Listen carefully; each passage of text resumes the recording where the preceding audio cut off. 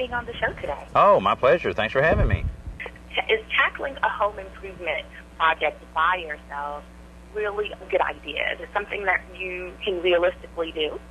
Well, you have to be realistic. That's the key word, in not only the amount of time that the project may take, but also the time it takes to make all of the selections and handle all of the little details, and also skill level. There's some things you just shouldn't touch, electrical or maybe some of the drywall finishing, that kind of thing.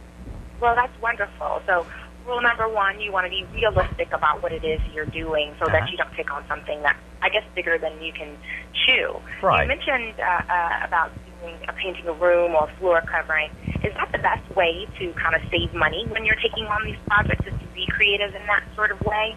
Well, certainly that's one way. You think about a paint job, you know, a typical room may cost you $500 to have that project done by a pro, whereas the material cost less than $40, so there's a big savings there. And also, Habitat for Humanity has many of their retail stores called Restore, where they have a lot of used materials and new materials that people have donated to them, and man, that stuff's cheap and real easy to get some of those cabinets, flooring, light fixtures, plumbing fixtures. Great way to save money. One of the things that people underestimate a lot is how much it costs to remove the debris that's a result of some of their projects, whether it's a landscape project or whatever. And I recently found out about this. It's the Bagster from Waste Management. It's basically a dumpster in a bag.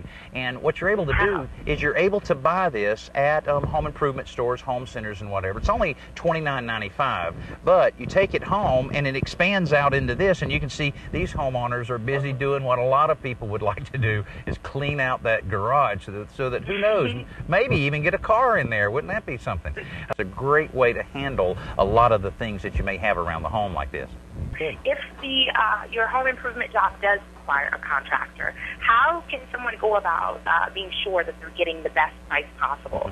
Well, the main thing is to really define exactly what you're expecting from that contractor, and that starts with writing out a good detailed list, basically a scope of work. You want to really detail what you're going to do, what you expect the contractor to do, who's going to supply what materials, and then if you need plans, go ahead and get a complete set of plans laid out and ready so that the contractor can view them while he's looking at your house. And also some of the big ticket items, you know, maybe appliances, some of the bigger plumbing fixtures and so forth, light fixtures.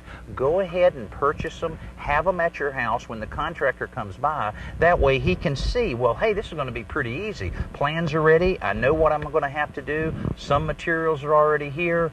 Your price is going to come down. And also, if you handle the debris removal yourself, another great way to keep the contractor's costs very reasonable.